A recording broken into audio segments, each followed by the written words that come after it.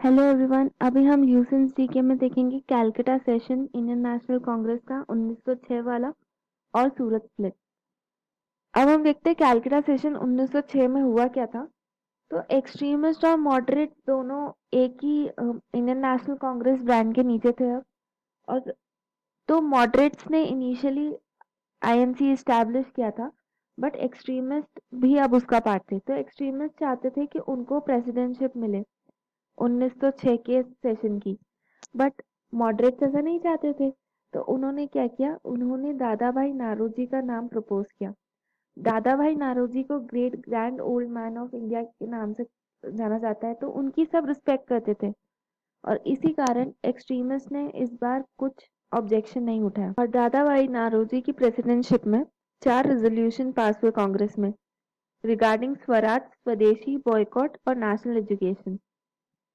यहाँ पे एक्सट्रीमिस्ट ने सबने अपनी बात तो मनवा ली थी, लेकिन इस रेजोल्यूशन में स्वराज को डिफाइन नहीं किया गया था। स्वराज की डेफिनेशन एक्सट्रीमिस्ट भी थोड़ा सा कंफ्यूज थे, इसे लेके सब लोगों का अपना ओपिनियन था स्वराज को लेके। तो यहाँ पे स्वराज को डिफाइन नहीं किया गया था प्रॉपरली। एक्सट्रीमिस्ट और मॉडरेट जो है, दोनों की वर्किंग के बीच में एक बहुत बड़ा डिफरेंस था। मॉडरेट जो थे वो क्राउन पे थोड़ा सा भरोसा करते थे, एक ब्रिटिश कॉन्स्टिट्यूशन पे उनका भरोसा था। वो समझते थे कि अगर हम पेटिशन के द्वारा या कॉन्स्टिट्यूशनल मेथड्स के द्वारा अगर हम ब्रिटिशर्स तक अपनी बात पहुंचाएंगे तो बेटर रहेगा। लेकिन अगर हम एक्सट्रीमिस्ट की बात करें तो वो कॉन्स्टिट्यूशनल मेथड्स के साथ साथ ही थोड़े से एक्स्ट्रा कॉन्स्टिट्यूशनल मेथड्स जैसे बॉयकॉट या पैसिव रेजिस्टेंस जैसी टेक्निक्स हुई, वो भी करते थे। उनका मेन गोल जो था, अपने ऑब्जेक्टिव तक पहुंचना होता था एक्सट्रीमिस्ट का, बाय हुक और बाय क्रूक।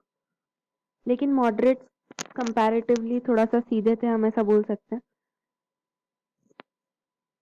और यही कुछ डिफरेंस इन ओपिनियन मॉडरेट्स और एक्सट्रीमिस्ट की फिलॉसफी के बीच में जो डिफरेंस था, उसके कारण क्या हुआ, दोनों के बीच में स्ट्रगल चालू हो गए, थोड़ा परेशानियां बनने लगी। और सूरत सेशन क्या एंड हुआ कांग्रेस का 1907 में। और तब तक जो एक्सट्रीमिस्ट और मॉडरेट थे वो अलग हो चुके थे।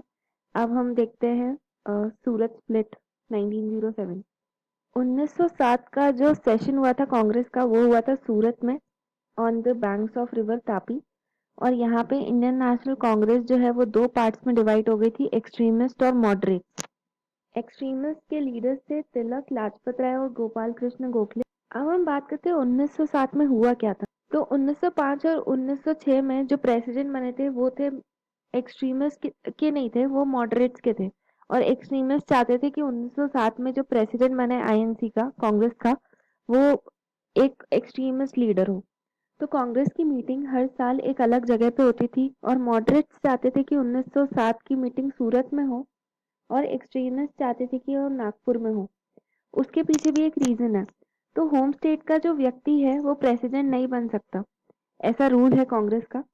और तो मॉडरेट्स चाहते थे सूरत में हो, और सूरत से बाल गंगाधर तिलक थे। तो अगर सूरत में मीटिंग होती तो, क्योंकि बाल गंगाधर तिलक जो है वो बॉम्बे प्रेसिडेंसी में आते हैं और सूरत बॉम्बे प्रेसिडेंसी में, तो उनको प्रेसिडेंट नहीं बना सकते थे। तो इसलिए वो चाहते थे कि मॉडरेट्स का क्या कहना था, सूरत में हो ताकि बाल गंगाधर तिलक प्रेसिडेंट ना बने। लेकिन बहुत डिस्कशन होने के बाद एंड रिजल्ट ये निकला कि जो मीटिंग हुई वो 1907 की वो हुई सूरत में। और इसी कारण सूरत सेशन में मॉडरेट्स और एक्सट्रीमिस्ट के बीच में एक टेंशन दिखी जो सेशन था उसमें। लेकिन अब एक्सट्रीमिस्ट ने सोचा कि अब बाल गंगाधर तिलक की जगह किसी और एक्सट्रीमिस्ट लीडर को प्रेसिडेंशियलशिप के लिए खड़ा किया जाएगा। लेकिन उसी बीच क्या होता है, राज बिहारी घोष को प्रेसिडेंट बना दिया जाता है। और इसी बात से एक्सट्रीमिस्ट खुश नहीं थे।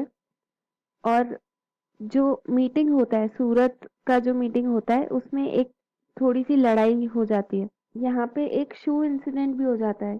तो आगे जहाँ पे राज बिहारी घोष और अ, दादा भाई नारोजी बैठे होते हैं, उनके सामने ये लोग जूता वूता फेंकने लगते हैं, इतनी अगली फाइट हो जाती है। और इस इंसिडेंट के बाद और इतना ड्रामा होने के बाद मॉडरेट्स और एक्सट्रीमिस्ट अलग हो जाते हैं, एक्सट्रीमिस्ट को कांग्रेस से निकाल दिया जाता है। और मौके का फ़ायदा उठाते हुए ब्रिटिश गवर्नमेंट भी एक्सट्रीमिस्ट के न्यूज़पेपर को सप्रेस करती है और उनके जो मेन लीडर रहते हैं तिलक, उन्हें अरेस्ट कर लेती है और मैंडले जेल जो बर्मा में है वहाँ भेज देती है 6 सालों के लिए। तो ये पूरे सूरत सेशन का आउटकम क्या होता है? पहले तो सूरत स्प्लिट हो गया इसके कारण, एक्सट्रीमिस्ट और मॉडरेट्स अलग हो गए और एक्सट्रीमिस्ट लीडर जो है, जो उनके मेन लीडर थे एक्सट्रीमिस्ट के, बाल गंगाधर तिलक, उनको अरेस्ट कर लिया गया। उसी कारण एक्सट्रीमिस्ट जो है वो अपनी पार्टी को संभाल नहीं पाए और अरविंदो घोष जो है उन्होंने पॉलिटिक्स छोड़ दिया और वो पौंडीचेरी चले गए। बिपिन चंद्र पाल ने भी पॉलिटिक्स छोड़ दिया था टेम्पररीली और लाला लाजपत राय जो है वो ब्रिटेन चले गए। और 1908 में जो नेशनल मूवमेंट था वो ओवरऑल डिक्लाइन हो गया। और मॉडरेट्स की बात करें तो मॉडरेट्स के पास जो इतना मास सपोर्ट था वो एक्सट्रीमिस्ट के कारण ही था। जैसे ही एक्सट्रीमिस्ट हट गए तो मॉडरेट्स जो थे उनके पास से मास या पब्लिक का सपोर्ट भी चला गया और इसी कारण 1908 के बाद नेशनल मूवमेंट पूरा डिक्लाइन बुरी तरीके से डिक्लाइन हो गया। Thank you.